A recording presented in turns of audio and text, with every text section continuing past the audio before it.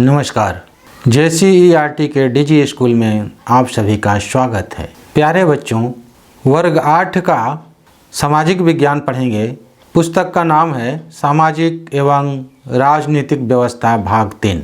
इस पुस्तक का अध्याय 7 पढ़ेंगे और अध्याय का नाम है सामाजिक समस्याएं। बच्चों, आप जान चुके हैं कि मानव एक सामाजिक प्राणी है। सामाजिक प्राणी इसलिए कहा जाता है, वह समाज में ही रहता है और अपने सुख दुख समाज के लोगों के साथ बांटता है। बच्चों, समाज में ही उसे हर सुख और खुशी मिलती है। कोई समस्या आने पर वह समाज में ही इसका समाधान ढूंढता है। निश्चित रूप से व्यक्ति और समाज का अन्योन्याश्रय संबंध है। बच्चों, अन्योन्याश्रय मतलब एक दूसरे पर आश्रित हैं। एक के बिना दूसरे की परिकल्पना संभव नहीं है। अगर व्यक्ति नहीं होगा तो समाज नहीं बनेगा और समाज नहीं होता तो व्यक्ति का अस्तित्व भी धीरे धीरे समाप्त हो जाता। जो परंतु कभी कभी समाज में कुछ ऐसी बातें हो जाती है जो व्यक्ति के लिए उचित नहीं कही जा सकती और निंदनीय समझी जाती है और इससे समाज में के रहने वाले लोगों को, पूरे समाज को हानि भी होती है। तो हम लोग इस पाठ में कुछ समस्याओं की चर्चा करेंगे, जैसे बाल विवाह, नशाखोरी, मानव व बाल तस्करी और बाल श्रम के बारे में। यहाँ जो भी सामाजिक समस्याएं दी गई है बच्चों, इससे आप बच्चे प्रभावित होते हैं, आपका जीवन बर्बाद होता है। शुरू करते हैं हम पहली समस्या, बाल विवाह के बारे में। तो बच्चों, बाल विवाह के बारे में जानने से पहले आइए हम यहाँ कल्पना की लिखी हुई चिट्ठी पढ़ते हैं जो वह अपनी सहेली सीमा को लिखी है। यह चिट्ठी जैसे लिखा हुआ है मैं वैसे ही पढ़ूंगा, आप ध्यान से पहले चिट्ठी को सुनिए। प्रिय सीमा, कई वर्ष बीत गए तुमसे मिले हुए। इस दरमियान तुमसे कोई बात भी नहीं हुई। तुम्हारा पता मुझे मुश्किल से ही मिल सका। मुझे अपने स्कूली दिनों के खुशी के लम्हे अब भी याद हैं। हम दोनों पढ़ाई में अच्छे थे। परीक्षा में हमारे बीच मुकाबला होता था। हम अपने भविष्य के लिए कई सपने देखते थे, परंतु अब मेरी आशाएं और सपने मेरे अपने बच्चों के लिए है। तुम्हें तो यह पता ही है कि जब मैं कक्षा 7 में थी उसी समय मेरी शादी कर दी गई थी।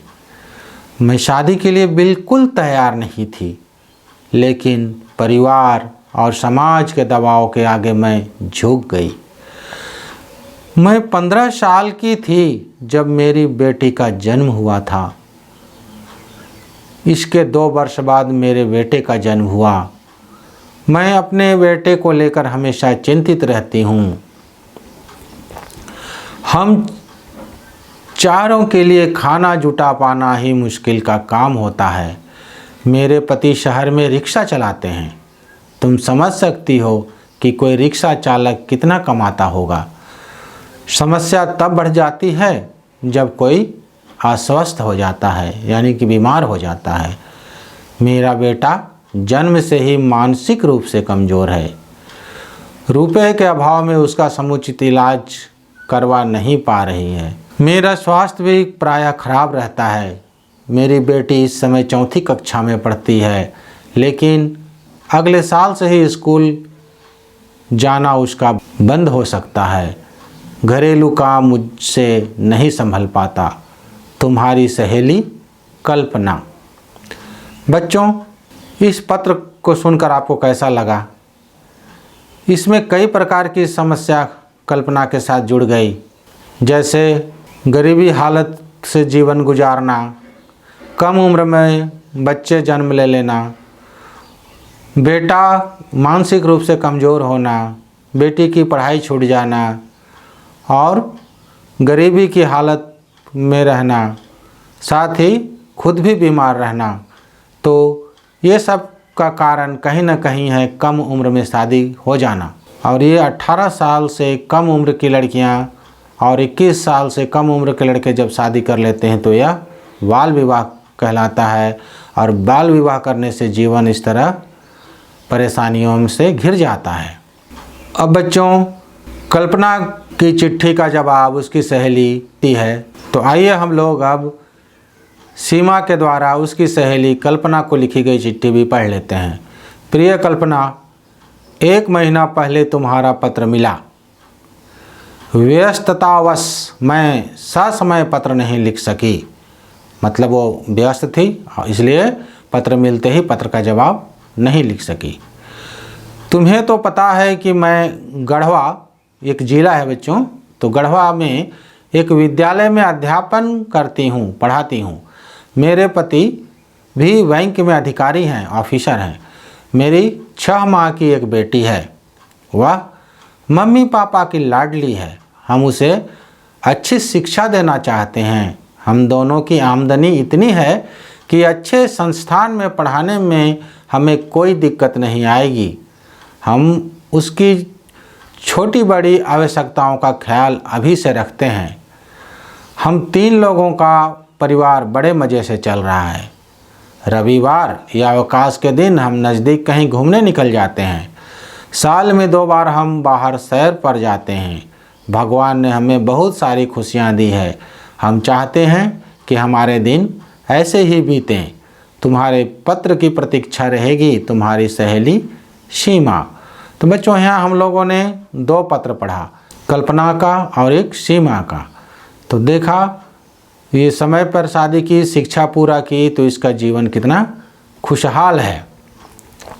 बच्चों, बाल विवाह सामाजिक कुरीति है, बुराई है। बाल विवाह का संबंध आमतौर पर भारत में कुछ समाज में प्रचलित सामाजिक प्रक्रियाओं से जोड़ा जाता है। समाज के लोग कहते हैं कि हमारे समाज में बाल विवाह ही करना है। कानूनन विवाह योग्य आयु लड़कों के लिए 21 वर्ष एवं लड़कियों के लिए 18 वर्ष निर्धारित की गई है। इससे पहले शादी करना कानूनी जुर्म है और जीवन भी तकलीफ में आ जाती है। परंतु इस कानून के बावजूद बाल विवाह के मामले आए दिन हमारे सामने आते हैं।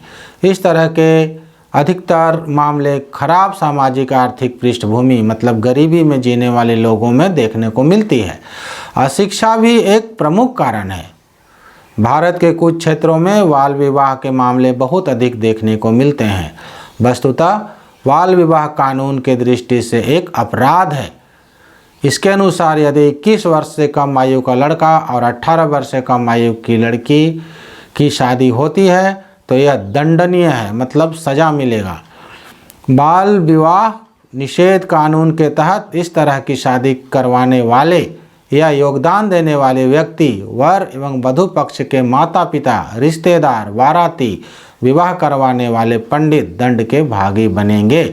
इस तरह से कम उम्र के बच्चों का अगर शादी करवाया जाता है और इसका शिकायत अगर की जाती है तो इसमें शामिल सारे लोग को सज़ा मिल सकती है। बाल विवाह निषेध अधिनियम, मतलब ये कानून का उल्लंघन है। इसका नकारात्मक प्रभाव लड़के एवं लड़कियों दोनों पर पड़ता है। इसके फलस्वरूप दोनों के शारीरिक विकास, स्वास्थ्य, मानसिक एवं भावनात्मक स्थिति, शिक्षा आदि पर बुरा प्रभाव पड़ता है। कम उम्र में शादी के फलस्वरूप जो बच्चे पैदा होते हैं वे प्रायः कमज़ोर होते हैं। इसका एक दुष्प्रभाव यह भी होता है कि इससे बाल मृत्यु दर में वृद्धि होती है। कम उम्र में शादी कर लेने से बच्चों, माँ और बच्चा दोनों कमज़ोर हो जाते हैं और दोनों का कम आयु में ही मृत्यु हो जाती है। कम उम्र की लड़कियां माँ बनने के दायित्वों का निर्वहन भली भांति नहीं कर पाती है। बच्चों, आप लोग इतने बड़े हो चुके हैं कि समझते हैं कि शादी के बाद बच्चे जन्म लेते हैं और कम उम्र में शादी कर लेने से शरीर जो है वो बच्चों को जन्म देने के लायक नहीं होता है, उतना परिपक्व नहीं होता है कि बच्चों को वो जन्म दे सके। और इस तरह अगर कम उम्र में वो बच्चे को जन्म देती है तो बच्चे के साथ साथ खुद भी कमज़ोर हो जाती है। सरकार बाल विवाह को रोकने के लिए कई कदम उठा रही है। शिक्षा के विस्तार के जरिए, विभिन्न संचार माध्यमों में विज्ञापन के द्वारा तथा नुक्कड़ नाटकों, कार्यशालाओं आदि के द्वारा बाल विवाह से होने वाली हानियों को बताया जा रहा है, प्रचार किया जा रहा है। बच्चों, पाठ्य पुस्तकों में बाल विवाह के नकारात्मक प्रभाव को शामिल किया जा रहा है ताकि बच्चों को अधिक से अधिक जानकारी दी जा सके। आपसे जब पूछा जाएगा कि बाल विवाह रोकने के लिए कौन कौन से उपाय किए जा रहे हैं तो ये सारी बातें बतानी है। बाल विवाह की रोकथाम के लिए बाल विवाह अधिनियम 2006 में निम्न प्रावधान किए गए हैं। ये कानून बना है बच्चों। पहला है कि बाल विवाह उसे कहते हैं जब लड़के एवं लड़की का विवाह क्रमशः मतलब लड़के की उम्र 21 एवं लड़कियों की उम्र 18 वर्ष से कम में कर दिया जाए। अगर कोई व्यक्ति जिसकी उम्र 21 वर्ष से कम है और वह किसी 18 वर्ष से कम उम्र की लड़की से विवाह करता है तो इसे कानूनन अपराध माना जाता है। ऐसी घटना होने पर ऐसी व्यक्ति के विरुद्ध पुलिस में प्राथमिकी दर्ज कराई जा सकती है। FIR सूचना दी जा सकती है पुलिस को कि कम उम्र में शादी किया जा रहा है। अगर लड़की के माता पिता या अभिभावक ऐसे विवाह की अनुमति देते हैं अथवा विवाह के संयोजन मतलब विवाह जोड़ने में विवाह करवाने में सहायता प्रदान करते हैं या विवाह को रोकने में असफल होते हैं तो वे भी दंड की भागीदारी होंगे। अगर कोई पुरोहित मतलब शादी कराने वाला पुरोहित ऐसा विवाह संपन्न करवाता है तो वह भी दंड का भागीदारी होगा। बाल विवाह को रोकने के लिए कोई भी व्यक्ति प्रथम दर्जे के जिला न्यायाधीश के पास याचिका दायर कर सकता है। झारखंड में प्रखंड विकास पदाधिकारी जिसको हम लोग BDO साहब कहते हैं उनको बाल विवाह निवारण अधिकारी के रूप में नियुक्त किया गया है तथा ऐसे मामलों की शिकायत उनसे भी की जा सकती है। अगर आपका शादी ज़बरदस्ती किया जा रहा है, आपका उम्र शादी के लायक नहीं हुआ है तो आप थाना तो जा ही सकते हैं, साथ ही साथ प्रखंड विकास पदाधिकारी यानी कि BDO साहब के कार्यालय में जाकर उनसे भी शिकायत कर सकते हैं। बच्चों, बाल विवाह से पीड़ित व्यक्ति पारिवारिक या जिला न्यायालय से ऐसे विवाह को अमान्य घोषित करवा सकता है। विवाह के बाद भी हम लोग जिला न्यायालय से इस तरह के शादी को रोक सकते हैं। तो ये था बच्चों बाल विवाह का दुष्प्रभाव और उससे बचने के कानूनन उपाय। अब चलिए हम लोग नशाखोरी के बारे में जानते हैं। यह भी एक सामाजिक बुराई है। तो बच्चों सबसे पहले हम लोग ये रोहित की कहानी जानते हैं। रोहित 14 वर्ष का एक लड़का है। वह 8वीं में पढ़ता है। कक्षा में वह बहुत मेहनती और मेधावी है। पढ़ाई के अलावा विद्यालय की अन्य गतिविधियों में भी बहुत ज़ोर शोर से भाग लेता है। वह फुटबॉल का भी अच्छा खिलाड़ी है, लेकिन पिछले कुछ दिनों में वह बदला बदला सा लग रहा है। अपने दोस्त महेश के कहने पर वह नशा करने लगा है, जिस कारण उसके व्यवहार में धीरे धीरे कई परिवर्तन दिखाई पड़ रहे हैं। यह शारीरिक रूप से कमज़ोर दिखता है और बातों बातों में वह उग्र हो जाता है। विद्यालय का एक शालीन लड़का कभी कभी छोटी छोटी बातों को लेकर भी बहस करने लगता है। अब उसे न तो पढ़ाई में मन लगता है और न ही अन्य गतिविधियों में, खेलने में भी मन नहीं लगता है। एक दिन रोहित के शिक्षक मिस्टर अशोक ने उसे अलग से बुलाया और उससे मैत्रीपूर्ण भाव से बात की, दोस्त की तरह बात की। शिक्षक ने उसे अपनी समस्या बताने को कहा। रोहित अंत में रोने लगा एवं अपनी पूरी कहानी उनसे कह डाली। मिस्टर अशोक यानी कि उनके शिक्षक ने उसे प्यार से समझाया एवं परामर्श यानी कि उन्हें सलाह दिया। उन्होंने रोहित के माता पिता से बात की तथा धैर्यपूर्वक साथ देने एवं सहयोग करने की सलाह दी। उनका सहयोग उसे नशा छोड़ने में काफ़ी सहायक हुआ। कुछ ही दिनों में रोहित के स्वास्थ्य में सुधार होने लगा। उसका व्यवहार भी पहले की तरह अच्छा हो गया। अब उसे पढ़ाई तथा विद्यालय में अन्य क्रियाकलापों में भी मन लगने लगा। तो बच्चों, आपने देखा कि नशे के चक्कर में आकर रोहित बर्बाद हो रहा था, उसका जीवन नष्ट हो रहा था। शिक्षक के परामर्श से वो नशा छोड़ दिया तो वो फिर सामान्य जीवन जीने लगा। तो ये नशाखोरी की कहानी है। यह कहानी बहुत से लड़कों के साथ हो सकती है। आज देश की युवा पीढ़ी पश्चिमी सभ्यता में रंगने की होड़ के चलते नशाखोरी में संलग्न हो रहे हैं। युवाओं में फैलती नशाखोरी देश की बड़ी समस्याओं में से एक है।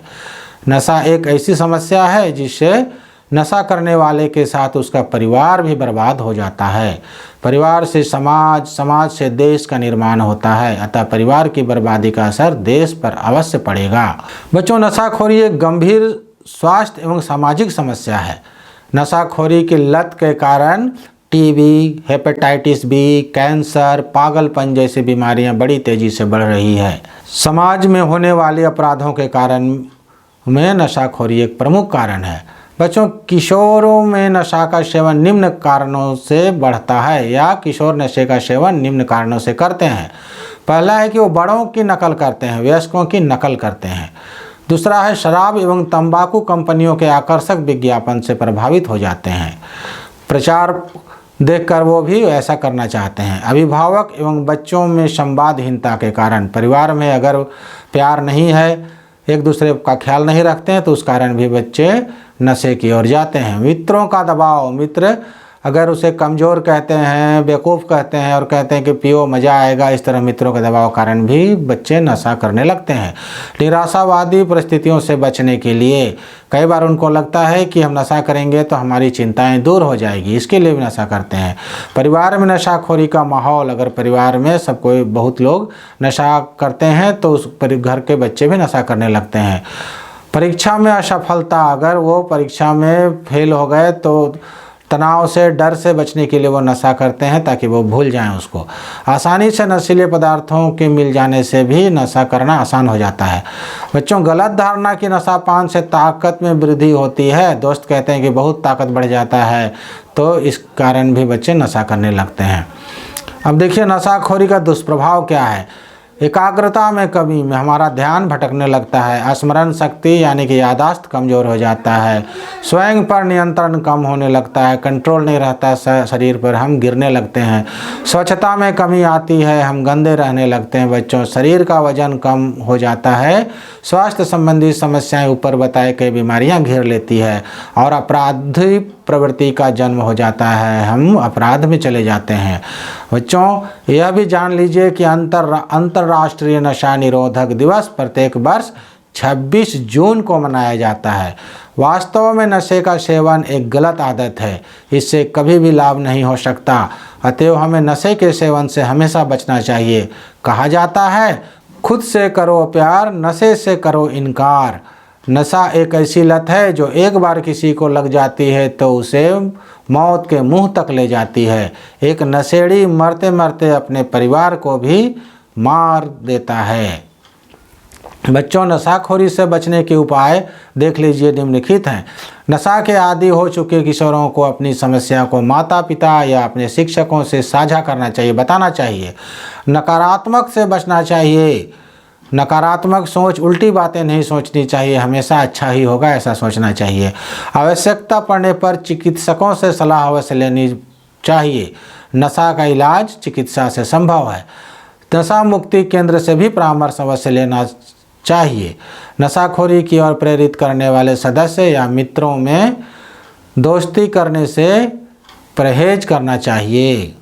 तो बच्चों, ये था सामाजिक समस्याओं का 2 समस्या, बाल विवाह एवं नशाखोरी। अब आने वाली वीडियो में हम लोग और 2 समस्याओं के बारे में, जिसमें है मानव तस्करी या बाल तस्करी और बाल श्रम के बारे में पढ़ेंगे। तो बच्चों, पढ़ते रहिए, लिखने का अभ्यास जारी रखिए, खेलते रहिए और इन समस्याओं से बचने का प्रयास हमेशा कीजिए। धन्यवाद।